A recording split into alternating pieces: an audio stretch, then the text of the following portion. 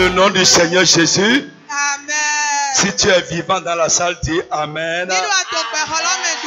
Si tu es vivant dans la salle, dis Amen très fort. Tu vas élever la voix et faire une requête spéciale, très spéciale. Tu vas dire, Saint-Esprit, joins-toi à notre assemblée de ce soir. Assis au milieu de nous. Élève la voix, commence à prier au nom de Jésus. Invoque le Saint-Esprit de Dieu. L'Esprit de Dieu vivant pour se joindre à notre assemblée de ce soir. À notre réunion de ce soir. Pour agir et mouvoir au milieu de nous. Dans le nom de Jésus de Nazareth. Amen. Amen. La Bible dit, maintenant Éternel notre Dieu, observe la promesse que tu as faite à David, mon père, en disant, il ne manquera jamais devant toi un successeur assis sur le trône d'Israël.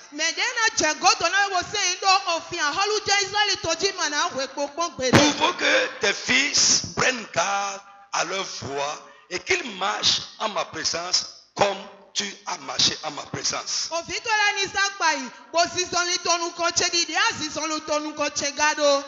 Ainsi, tu as tenu parole à ton serviteur David, mon père. Et ce que tu as déclaré par ta bouche, tu l'accomplis aujourd'hui par ta puissance. Ailleurs, Jésus, il s'est présenté devant le peuple. Il a lu la parole concernant sa mission sur terre. Et pour finir, il dit, aujourd'hui, cette parole de l'écriture que vous venez d'entendre est accomplie. Lève tes deux mains comme ça. Salomon a dit à David, il dit, ce que tu as dit de ta bouche, par ta puissance, tu l'accomplis aujourd'hui. Jésus a dit, ce que vous venez d'entendre est déjà accompli aujourd'hui.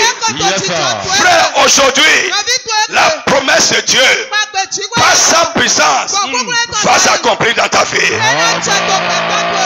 Je dis aujourd'hui, today. L'aujourd'hui, le maintenant de Dieu. Maintenant. Lève tes mains. Tu vas dire, Seigneur, par ta puissance, ta parole, ta bonne parole, tes promesses dans les Écritures soient accomplies parfaitement dans ma vie. Dans tous les domaines de ma vie. Par ta puissance, accomplis aujourd'hui ta parole dans ma vie. Accomplis tes promesses dans ma vie. Et là, va commencer à prier au nom de Jésus. Prie. Seigneur Jésus, aujourd'hui. Accomplis ta parole. Accomplis par ta puissance. Ta parole. Tes promesses.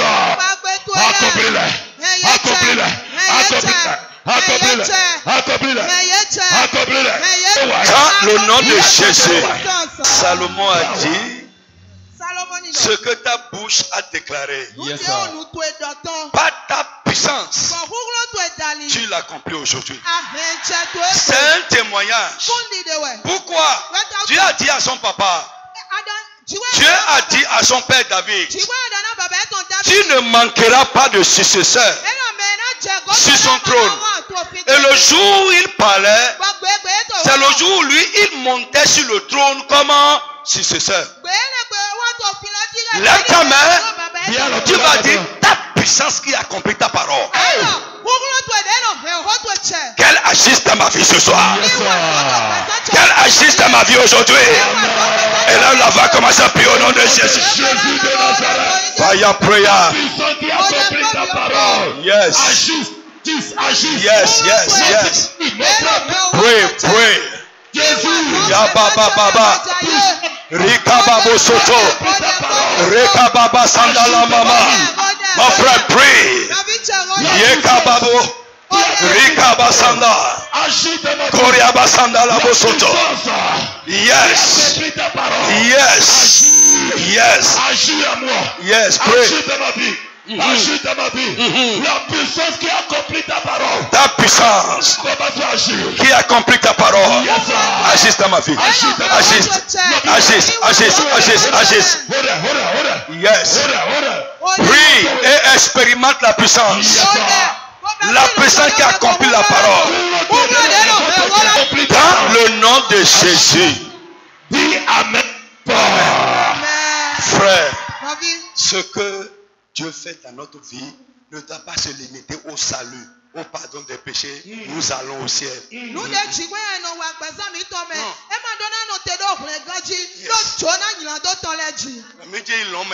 Nous allons au ciel. D'accord, il y a un l'homme où quand oui. Oui, c'est vrai. Moi, je viens aller au ciel plus que toi. Je suis très engagé pour ça. Si aujourd'hui, même je viens devant toi comme ça avec bande, c'est que je veux aller au ciel. C'est ça qui est derrière tout ça. Mais ça ne doit pas s'arrêter là. Le Dieu qui a sauvé ton âme pour t'amener au ciel, est-ce qu'il n'a pas le pouvoir de faire les autres choses qu'il a promis?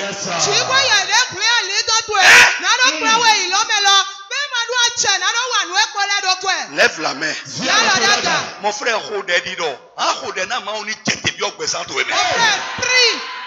de ça que Dieu descende dans ta vie ce soir. Tu m'as dit, s'il y a un domaine de ma vie où tu as dit quelque chose qui n'est pas en train de se réaliser, ce soir, par ta puissance, que cela soit réalisé.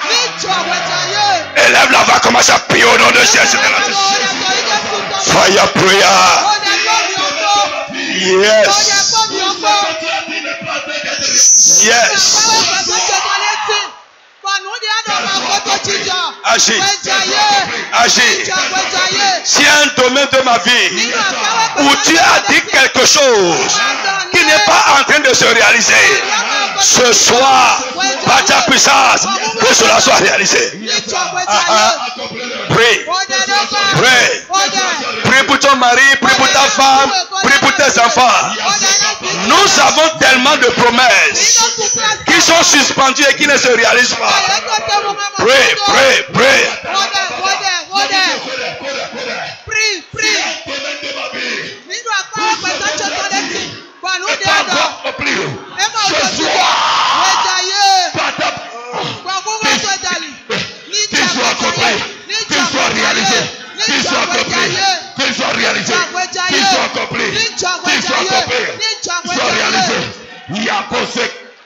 Nous sommes là pour ça. Dans le nom de Jésus. Amen. Alléluia. Amen. Listen to me. Dotomi. Identifiant les rachetés.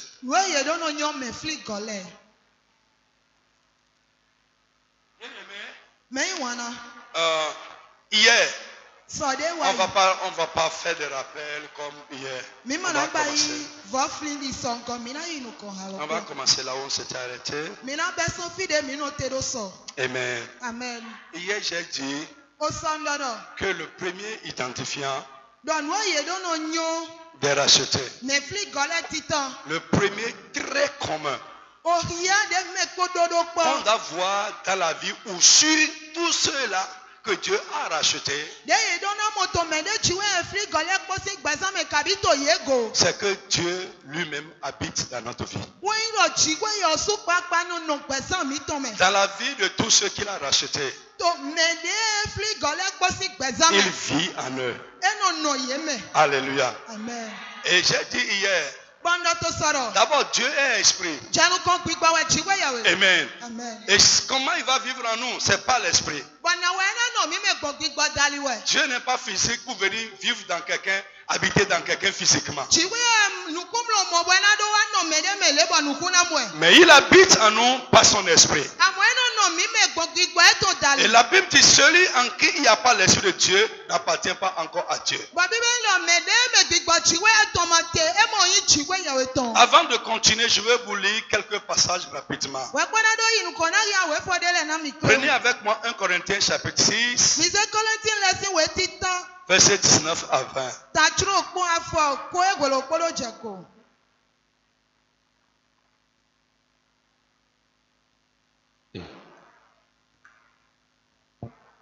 1 Corinthiens chapitre 6, verset 19 à 20. Ne savez-vous pas Amen. que votre corps est le temple du Saint-Esprit qui est en vous, que vous avez reçu de Dieu et que vous ne vous appartenez point à vous-même. Amen. Je dis Amen à l'église. Amen. Amen. Ne savez-vous pas que votre corps est le temple du Saint-Esprit qui habite en vous? Qui est en vous? Qui est en vous? Qui est en vous? Alléluia. Amen. Frère, tu dois être conscient en tant que racheté que l'Esprit de Dieu est en toi et vivre en conséquence. Tu dois avoir cette conscience de la présence et de l'habitation du Saint-Esprit en toi et vivre en conséquence. Alléluia. Amen. Ne savez-vous pas que votre corps est le temple du Saint-Esprit qui est en vous?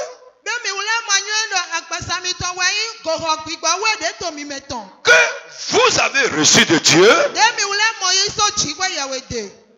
et que vous ne vous appartenez pas à vous-même. Et le verset 20 dit, car vous avez été rachetés à un grand prix. On parle de qui ici? Des rachetés. Le Saint-Esprit habite en qui? Les rachetés. Rachetés. Les rachetés. On parle à qui? Aux rachetés. Le Saint-Esprit habite les rachetés. Tous les rachetés ont reçu de Dieu ce don-là.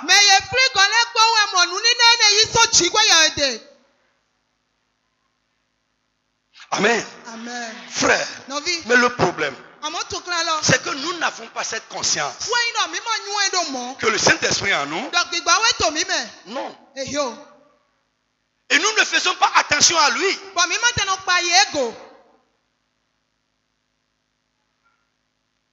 Le Saint-Esprit est en toi. Mais tu dois faire attention à lui.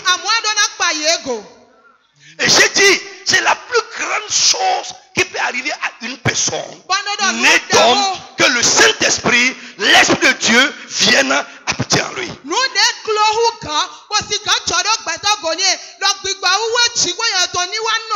Et si réellement le Saint-Esprit habite en nous, et nous lui donnons la place qui lui convient dans notre vie, notre vie va sortir de l'ordinaire et devenir une vie surnaturelle. Tous les rachetés doivent avoir une vie surnaturelle. Le programme que nous venons de terminer à Cotonou, je vous ai dit, Amen, que tous les enfants de Dieu qui sont de sa race doivent mener une vie hors commun. Une vie qui dépasse les limites de l'humain. Frère, si tu vis dans le naturel comme les païens, frère, tu es comme eux. Les événements de notre vie doivent sortir du naturel. Et quand quelqu'un regarde juste ça, il dit, ces gens-là. Et qui sont ces gens-là? Les gens en qui le Saint-Esprit habite. Les rachetés de Dieu. Maintenant, si vous lisez bien, frère, je suis logique, hein? Je suis logique. Si je prends mon micro, suivez-moi seulement. Vous allez voir que je vous conduis quelque part. Toujours. Je ne patauge pas. Jetez la parole de Dieu en l'air. Non, jamais. Suis-moi. Alléluia. Est-ce que quelqu'un me suit ce soir?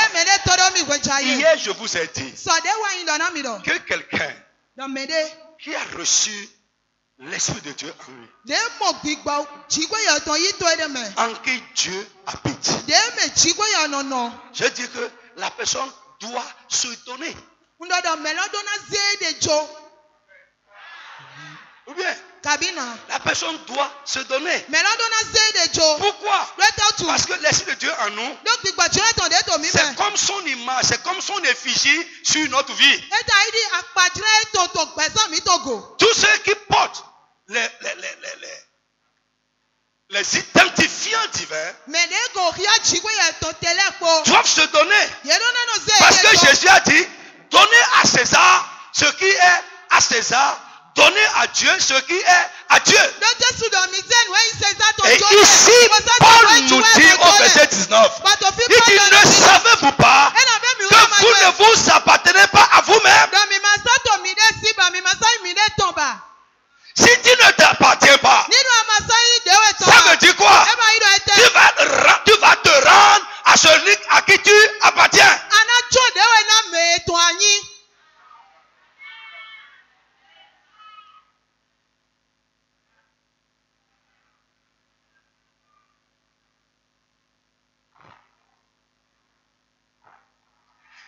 Quelqu'un a dit le grand secret.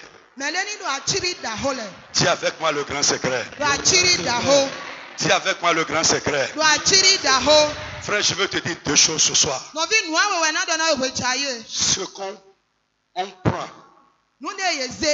Ouvre la main. Bon. Ce qu'on prend et on remet à Dieu. Satan perd tout pouvoir sur ça. Satan perd tout pouvoir sur ça.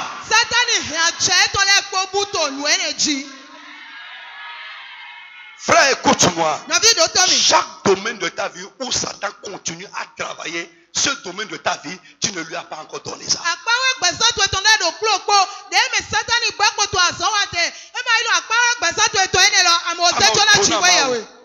Tout ce qui est dans les mains de Dieu, Satan n'a plus aucun pouvoir sur sa chose. Ce qui tombe dans la main de Dieu, Satan n'a plus de pouvoir sur ça. Il perd tout pouvoir sur ça. Au nom du Seigneur Jésus de Nazareth. Donc, frère, écoute-moi. Je reprends. Tout ce que tu prends et tu remets dans la main de Dieu, ça échappe définitivement à Satan. Ça échappe à son pouvoir. Ça échappe à son influence. Deuxièmement, ce que tu prends, Jésus a dit quelque chose. Il dit, ceux-là qui sont dans ma main, l'ennemi ne peut jamais les ravir de ma main.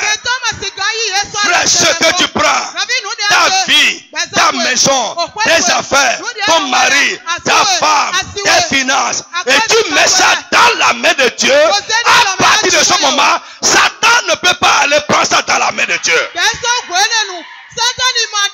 Listen to me.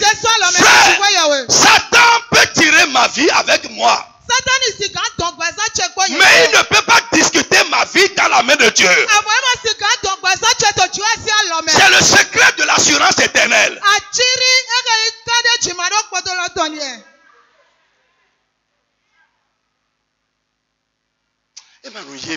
Vous voyez, le diable connaît les choses plus que nous. C'est pourquoi nous sommes à l'église et on ne se donne pas à Dieu. On ne se donne pas, on ne se donne pas. Soyons honnêtes.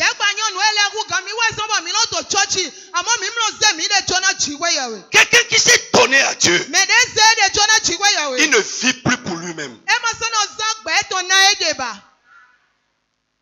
Mais il donne la priorité à Dieu dans sa vie.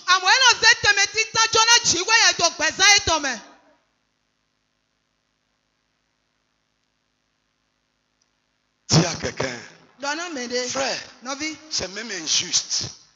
Yes, c'est injuste de dire que nous sommes rachetés et ne pas se donner. Hein? Vous me suivez? Alléluia. Amen. Il y a un homme. Il s'appelle Philip Kate. Et il voyageait dans l'avion.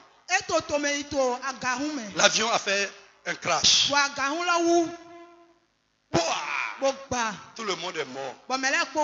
Lui, enfant de Dieu, il était aussi mort.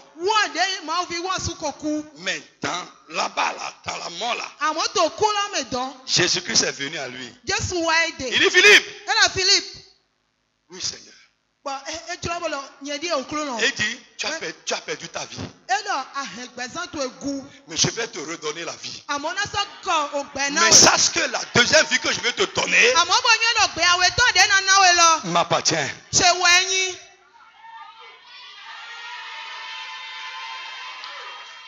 Frère, nous avions perdu notre vie. Les rachetés ont reçu une deuxième vie. Comme un don de Dieu. Et cette vie-là, c'est pour Dieu. Nous devons l'utiliser pour lui. Nous devons rendre ça disponible à Dieu. Nous devons laisser ça à ses soins. Je te dis ce soir une grande révélation. C'est très élevé. La Bible dit, vous étiez morts par vos offenses. Et Jésus est venu, il nous a donné une autre vie. Et cette nouvelle vie ne nous appartient pas. C'est sa vie. Alléluia. Est-ce que quelqu'un m'entend? Lisez-moi aussi 1 Corinthiens 3,16. Vite, on va y aller vite. 3,16. Oui. Ne pas que vous êtes le temple de Dieu. Yes. Et que l'Esprit de Dieu vous. Amen. Amen. Amen. Amen. Frère, c'est la même, c'est toujours aux Corinthiens que l'apôtre Paul est en train de dire ça. Pourquoi? Il veut leur faire prendre conscience de quelque chose. Il veut les amener à prendre conscience que le Saint-Esprit est en eux. Ne savez-vous pas? Ne savez-vous pas? Ne savez-vous pas? Pourquoi? Il remarque que ces Corinthiens-là ne réalisent pas le fait de l'habitation du Saint-Esprit en eux. Ils ne voient pas ça. Ils ne sont pas conscients de ça.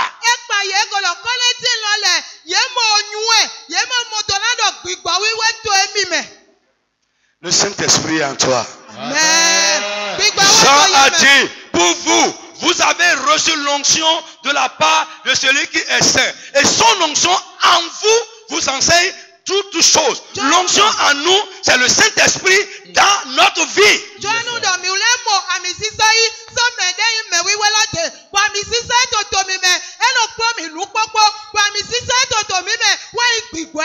Frère, listen to me.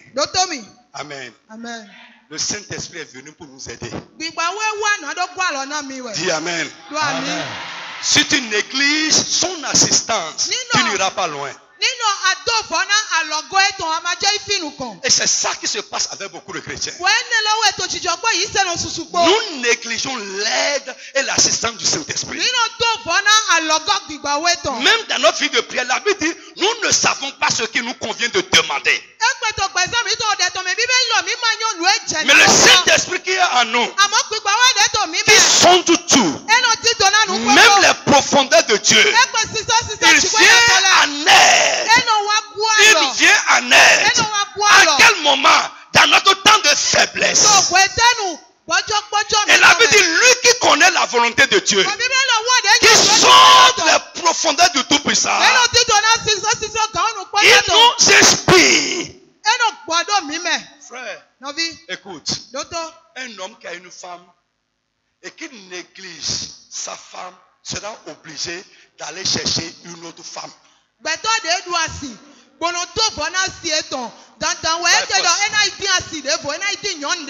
Yeah. Parce qu'il y aura un vide en toi que tu vas nécessairement chercher à combler. Frère, le Saint-Esprit est notre aide. Comme la femme est l'aide de l'homme.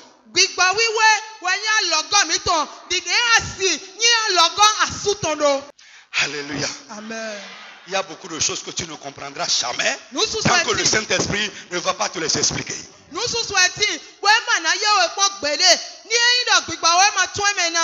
Ce que je vous dis, frère, je vous dis la vérité. Je n'ai pas appris ça d'un homme. Mais en lisant l'Esprit de Dieu. Hey Paul, voici ce que je dis là-bas. Je veux qu'à partir de ce programme, tu prennes conscience de la réalité, de l'habitation du Saint-Esprit dans ta vie et que tu vives en conséquence.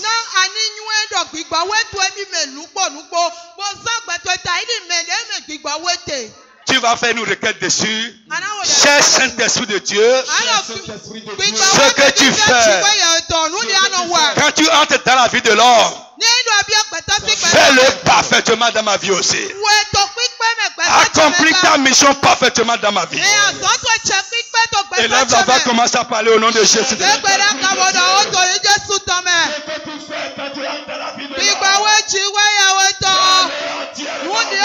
Fais-le parfaitement dans ma vie. Cher Saint-Esprit de Dieu, ce que tu fais quand tu entres dans la vie de l'homme, dans le nom de Jésus. Amen. Alléluia. Amen. Chrétien, tu ne peux pas porter de fruits que Dieu veut en négligeant le Saint-Esprit.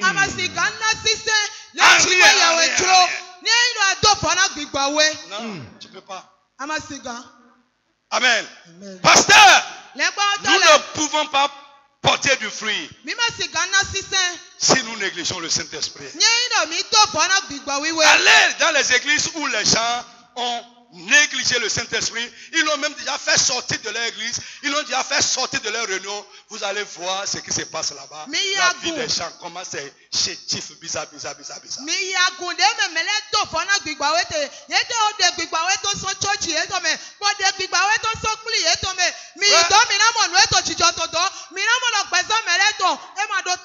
Amen. Amen. Les racheter, c'est des gens, selon même la définition de l'identifiant, c'est les gens qui portent sur leur vie un sceau de Dieu. Je suis en train de toucher un autre point comme ça. Yes. Oh my God. Amen. Amen. Frère, écoute-moi. Frère, tu ne vois pas. Mais les gens le voient. Et Dieu le sait. Parce qu'il sait les gens qu'il a marqués de son sceau. Dis amen avec moi. Dieu connaît les gens qu'il a marqués de son sceau. Frère, si tu appartiens à Dieu, l'ennemi, et tu portes le sceau de cette appartenance, l'ennemi ne peut jamais te toucher. Tu es hors d'atteinte. Tu es intouchable. Frère,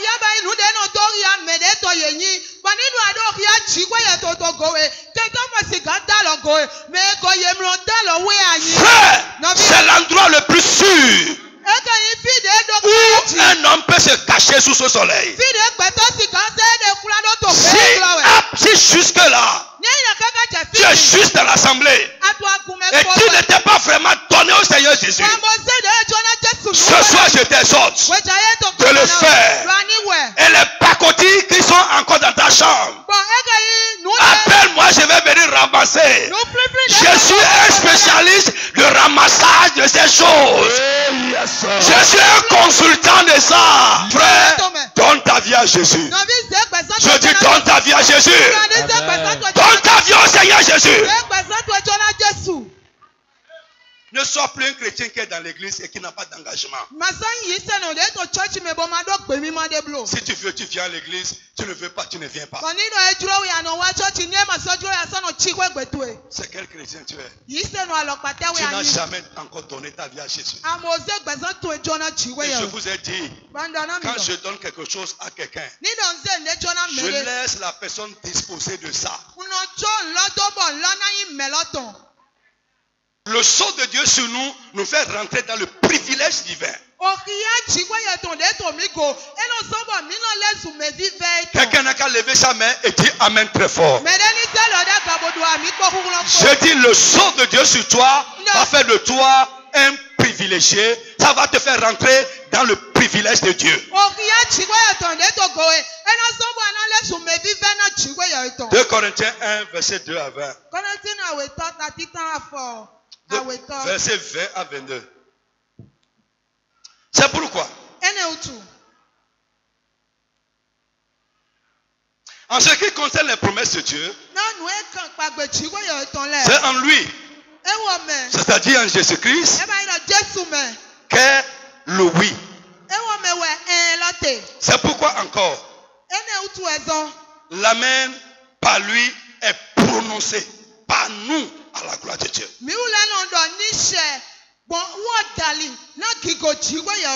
Et celui qui nous a fermés avec vous en Christ et qui nous a oint, c'est Dieu. Lequel aussi nous a marqué d'un sceau et a mis dans nos cœurs les salles de l'esprit. Alléluia. Amen. Il nous a fait quoi? Marqué d'un sceau. Et il a mis en nous les arts de l'esprit. Frère, je ne vais pas rentrer tout en détail. Le sceau de Dieu sur nous. Amen. Amen. C'est le Saint-Esprit de Dieu. Les arts de l'esprit. Ça veut dire deux choses.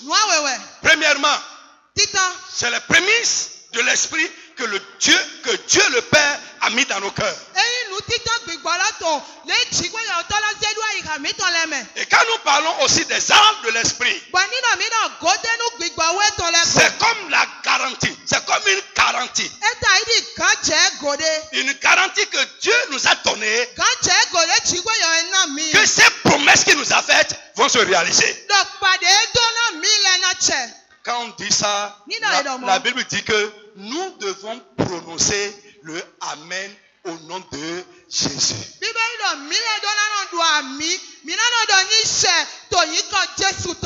Quand on annonce une promesse, quand on dit une bonne parole de Dieu, nous devons prononcer quoi? Le Amen à la gloire de Dieu. Et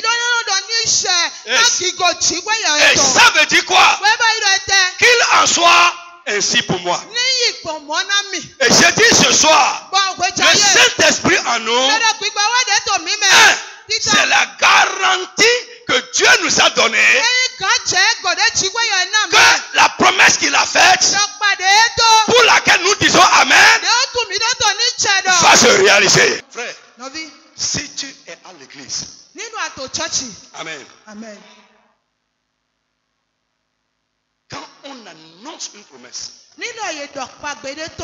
Amen. Amen. La Bible dit, c'est en lui,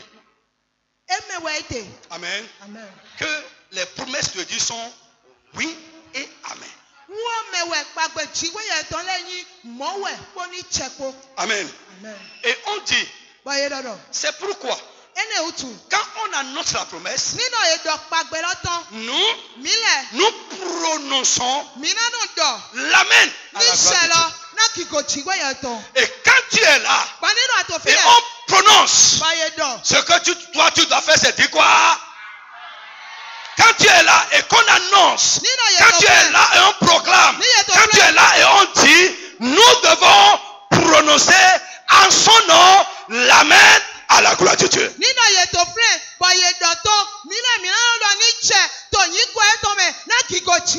ne faut jamais être assis proclame, on annonce, on dit la promesse, la bonne parole de Dieu. Ce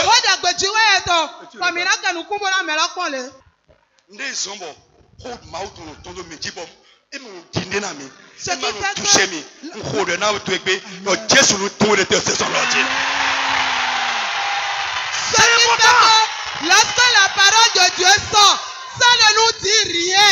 La Bible dit, je prie que le Seigneur te délivre de ça. Les promesses de Dieu sont oui. Parce que c'est oui. Ça veut dire que ça ne sera jamais anéanti, ça ne mentira jamais. Amen. Puisque la promesse ne mentira jamais, c'est pourquoi nous aussi, ayant foi en cela, ayant compris cela, nous prononçons le Amen en son nom à la gloire de Dieu. Donc, quelqu'un qui est conscient, qui a réalisé que l'Esprit de Dieu est en lui, quand il regarde le Saint-Esprit dans sa vie, ça lui donne quoi? L'assurance que ce que Dieu a dit va se passer dans sa vie. Alors, qu'il le veuille, qu'il voit ça ou qu'il ne voit pas ça, à cause de la garantie, les 10 000 francs que j'ai déposés, Pascal peut être sûr que je viens de prendre les 3 bouteilles d'eau là.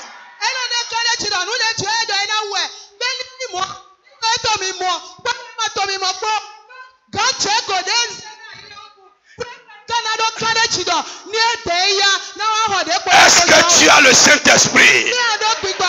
Est-ce que Dieu t'a marqué de son sceau? Je vais te dire ce soir, la promesse que tu as faite ne mentira jamais dans ta vie. La promesse que Dieu a faite ne sera jamais non dans ta vie. La promesse que Dieu a faite ne sera jamais différée dans ta vie. La promesse que Dieu a faite, à coup sûr, certainement, ça va se réaliser au nom de Jésus de Nazareth.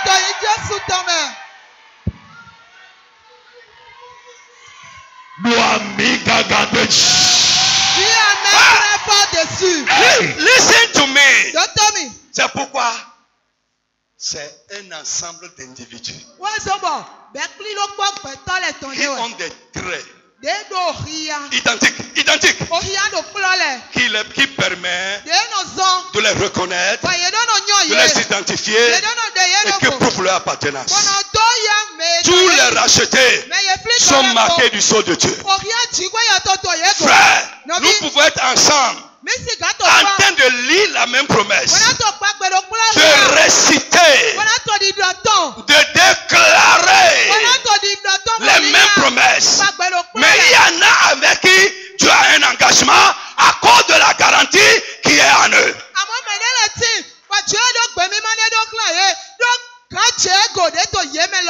Le Saint-Esprit en nous, ça nous donne la garantie que Dieu est engagé envers nous.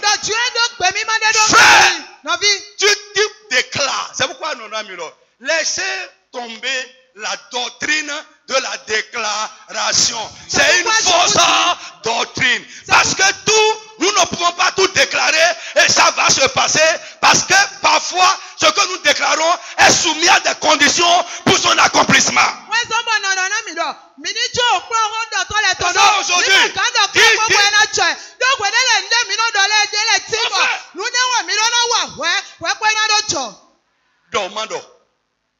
Nous sommes en train de dire la même chose. Une promesse des Écritures que nous avons pris et qu'on est en train de déclarer. Moi, je n'aime pas utiliser le mot déclarer à cause de cette doctrine de déclaration. Je préfère utiliser affirmer, proclamer.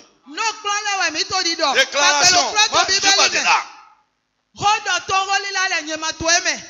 Maintenant, tu déclares. Moi aussi, j'affirme, je proclame. Nous sommes en train de dire la même chose. Mais devant Dieu, nous n'avons pas le même statut.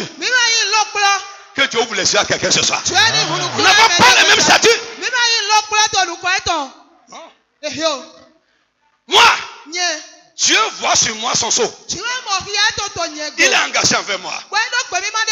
Il voit en moi le déposite que lui-même a mis dans mon cœur. Il dit, ah, celui-là, j'ai déposé une garantie là-bas. Il faut que ce que j'ai dit et qu'il me rappelle soit accompli. Que Dieu éclaire quelqu'un ce soir. Amen. Le sceau de Dieu sur toi fait de toi un privilégié.